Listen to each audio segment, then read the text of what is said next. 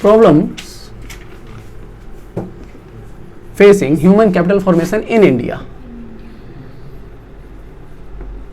हमारे देश के अंदर अगर ह्यूमन कैपिटल का फॉर्मेशन करना है या ह्यूमन कैपिटल को इंक्रीज करना है तो उसके पीछे क्या क्या परेशानियां आती हैं, क्यों हमारे देश के अंदर स्किलफुल लेबर या स्किलफुल पीपल जो है वो नहीं है ज्यादा, समझ में आई बात, या एजुकेटेड कह सकते हो, ठीक है, वो क्यों नहीं है ज्यादा, इसके पीछे क्या रीजन है, ठीक है, उन रीजंस के बारे में, उन कारणों के बारे में जिसकी वजह से हमारा देश पीछे रह गया है उसके बारे में हम लोग पढ़ने जा रहे हैं, ठीक है। सबसे पहला और सबसे खतरनाक प्रॉब्लम, राइजिंग पॉपुलेशन। पॉपुलेशन बढ़ता जा रहा है।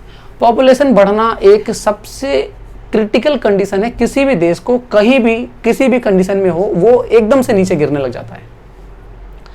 एक से एक डेवलप कंट्रियां जो है ना वो भी अपने देश के अंदर पॉपुलेशन कंट्रोल के लिए बहुत सारे स्कीम निकाल करके बैठी हुई है कि भाई आप पॉपुलेशन के ऊपर कंट्रोल करो, नहीं करोगे तुम तो बर्बाद होगे, देश भी बर्बाद हो जाएगा। सिंपल सा डेफिनेशन, सिंपल सी लैंग्वेज में एक चीज समझिए कि एक व्यक्ति, दो व्यक्ति हैं, ठीक है, और दोनों व्यक्ति 20-20 हजार रुपए कमाते हैं, ठीक है, दोनों की अपनी अपनी फैमिली है, ठीक है, ए है एक और एक बी है, दोनों की अर्निंग 20 हजार है, पर इसके जो है 4 बच्चे हैं, ठीक है, और इसका सिर्फ एक बच्चा है। जरा पर हेड इनकम देखो, इसमें 5-5 हजार रुपए मिल रहा है ना, मतलब इस 5 हजार में उस बच्चे का स्कूल फीस, किराया, वो कहते हैं खाना, ड्रेसेस, हेल्थ, जितनी भी फैसिलिटी होगी वो 5 हजार रुपए में करेगा हर बच्चा। और अभी तो मैंने सिर्फ ही बच्चों में डिवाइड कर दिया, इसमें से अभी राशन का खर्चा अलग, सेविंग अलग, शादी के खर्चे अलग, फंक्शंस के खर्चे अलग, बहुत सारी चीजें हैं, अपनी गाड़ी वाड़ी ईएमआई, घर के ईएमआई, बहुत सारे रेंट वेंट हैं, ये सारी चीजें भी कटेंगी, तो उसके बाद कितना बचेगा बच्चों के लिए, तो वो तो मैं ले ही नहीं रहा हूँ, मैं नॉर्मली ले रहा हूँ कि पर हेड कितना बचा, 5 हजार रुपए बचा, है ना, एक बच्चे के ऊपर 5 हजार रुपए। यहां जरा देखो किसकी लाइफ का स्टैंडर्ड ज्यादा अच्छा रहेगा, बी वाले के बच्चे का लाइफ का स्टैंडर्ड अच्छा रहेगा, हेल्दी होगा, अच्छा खाएगा, अच्छा पढ़ेगा, अच्छे स्कूल में जाएगा, अच्छा ही पहनेगा, हर चीज अच्छा करेगा, समझ में आई बात, क्यों, क्योंकि इसके पास अर्निंग अच्छी है। देखो दोनों की अर्निंग बराबर है, बस इसने फैमिली प्लानिंग करी थी, इसको पता था कि अगर कम बच्चे रखूंगा तो जिंदगी को ज्यादा अच्छे तरीके से जी पाएंगे, इसने ज्यादा बच्चे रखे, ठीक है, तो इसको देखो ये अल्टीमेटली गरीब में आ गया।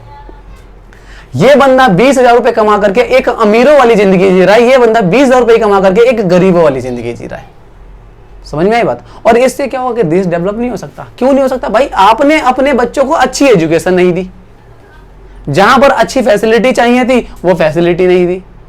ये अपने बच्चों को होम ट्यूशन दे रहा है, ये बच्चा कहीं सरकारी स्कूल पढ़ा रहा है, ट्यूशन भी नहीं पढ़ा पा रहा क्योंकि बजट नहीं है, समझ में आई बात, ठीक है। तो क्या हो रहा है कि मतलब कहने का क्या है कि पर हेड खर्चे जो है वो कम हो जाते हैं, और इस वजह से जो है ये पॉपुलेशन का बढ़ना ग्रोथ में सबसे ज्यादा हानिकारक होता है। ऑब्वियस बात है, अभी मान के चलिए हमारे देश के अंदर 2 लाख लोग रहते हैं, मान के चलिए, और हमारे पास जॉब भी 2 लाख है, 2 साल के अंदर ये 2 लाख से 12 लाख हो जाते हैं, हो ही जाते हैं, फटते ही तो बिल्कुल ही।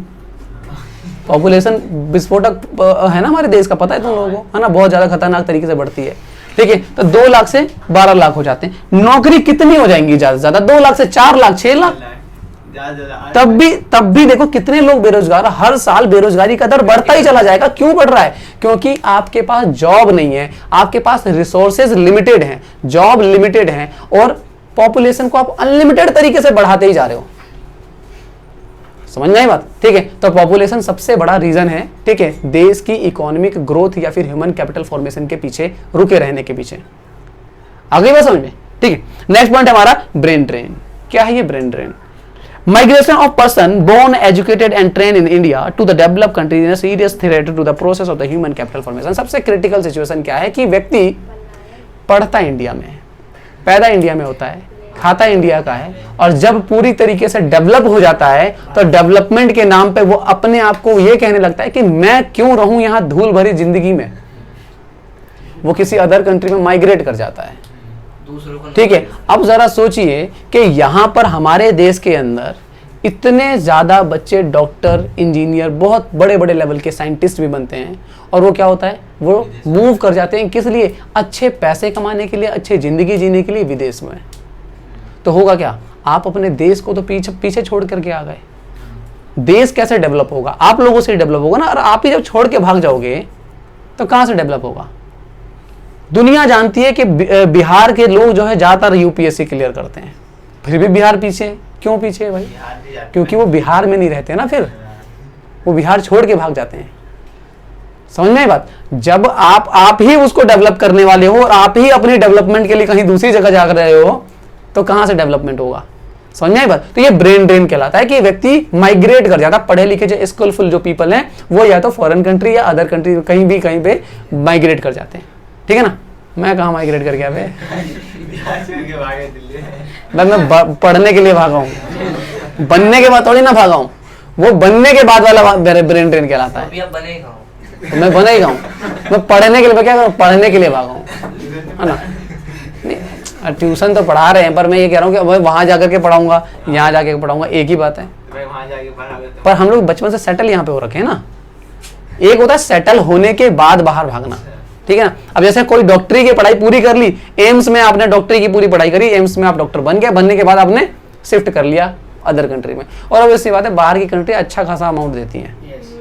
तुमने पता ही होगा वो एपीजे अब्दुल कलाम, कितने अच्छे ऑफर मिले नासा से, इन्होंने रिजेक्ट करे हर बार कि नहीं आना, देश छोड़ के आना नहीं है। क्यों नहीं आना, क्योंकि हम ही हैं इस देश को ऊपर ले जाने वाले।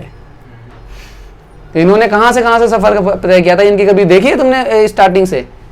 साइकिल पे मिसाइल लेकर के चलते थे ये लोग। हाँ, तो ऐसी कंडीशंस हैं। और आज के टाइम पे जो वर्ल्ड की सबसे बड़ी और सबसे डेवलप्ड इकोनॉमी है अमेरिका, वो भी अपने सैटेलाइट जो है इंडिया से लॉन्च करवाता है। समझ में आई बात। हाँ, सस्ते के लिए और सक्सेसफुल के लिए। इंडिया के एक बार में अगर 25 सैटेलाइट जाए तो 25 के 25 सक्सेसफुल। समझ में आई बात। इतना डेवलप हो चुके हैं हम लोग इन चीजों के मामले में। ठीक है, क्यों हो गए? क्योंकि हमारे कुछ लोग ऐसे थे जो लॉयल थे अपने देश के लिए और रुके यहाँ पे। अगर वो भी भाग गए होते ना तो आप यहाँ से तक ऐसे के ऐसे ही रह जाते, साइकिल ही पे चल रहे होते हम अभी, है ना। नेक्स्ट है अगला, deficient man power planning. Deficient man power planning क्या है? No enough effort to have been maintain to demand supply the balance of the ever rising labour force in the country as the result in India facing the explosive problem relating to the graduate unemployment. हमारे देश के अंदर graduate होने की जो जनसंख्या है वो बहुत तेजी से बढ़ती जा रही है। ठीक है, as a result it is sad reflection of the wastage of the human power and the human skills. बच्चे ग्रेजुएट तो होते जा रहे हैं पर उनको जॉब नहीं मिलती है। भाई अगर कोई ग्रेजुएट, कोई पढ़ा लिखा है तो उसको जॉब नहीं मिलेगी तो उसने अपनी जिंदगी भर में जो मेहनत की उसका क्या यूज हुआ। आप जरा एक चीज देखो, एक बच्चा बहुत अच्छी पढ़ाई करने के बाद, ठीक है, कॉलेज कंप्लीट करने के बाद और किसी एमएनसी कंपनी में जाकर के लग जाता है, क्या करता है वो? एमएस ऑफिस पे काम करता है। ठीक है, और एक उसी के बगल में एक और बच्चा बैठा हुआ है जैसे 12th पास करी है, ठीक है, बेसिक का कोर्स करा है और अच्छे से एमएस ऑफिस आता है उसको। तो काम तो दोनों को एमएस ऑफिस ही करना था ना, तो फिर इतना लंबा जाने की जरूरत क्या थी? 4 साल बर्बाद। समझ में बात। ग्रेजुएशन करी, फिर उसके बाद एमबीए करी और उसके बाद जाकर के तुम एमएस ऑफिस चला रहे। मतलब कहने का क्या है कि जितने स्किल्स है ना उस स्किल के हिसाब से जॉब नहीं है। जॉब को सेपरेट करो ना। समझ में बात। तो क्या है, वेस्टेज ऑफ स्किल हो रहा है। एक बहुत ही ज्यादा टैलेंट है। अब एक सिंपल सा एग्जांपल आपको देता हूं। मेरे पापा पेंट का काम करते हैं और मेरे पापा मास्टर हैं। उन्होंने 1980 में मास्टर डिग्री ले ली थी और कर क्या रहे हैं वो? पेंट का काम कर रहे हैं।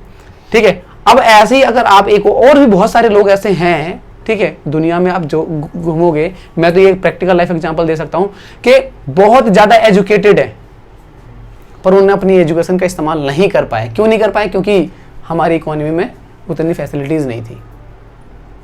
समझ में बात।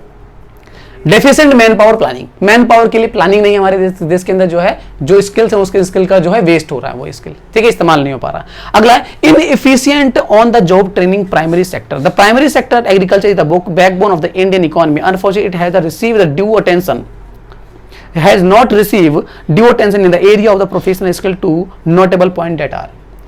हमारे किसी भी देश का बैकबोन जो होता है उसका एग्रीकल्चर मतलब प्राइमरी सेक्टर होता है। क्योंकि प्राइमरी सेक्टर आपको अनाज देता है, प्राइमरी सेक्टर आपको रॉ मटेरियल देता है, प्राइमरी सेक्टर से ही सेकेंडरी सेक्टर और टर्शियरी सेक्टर चल रहे हैं, समझ में आई बात। तो ये बैकबोन होता है, इसको सबसे ज्यादा स्ट्रांग होना चाहिए।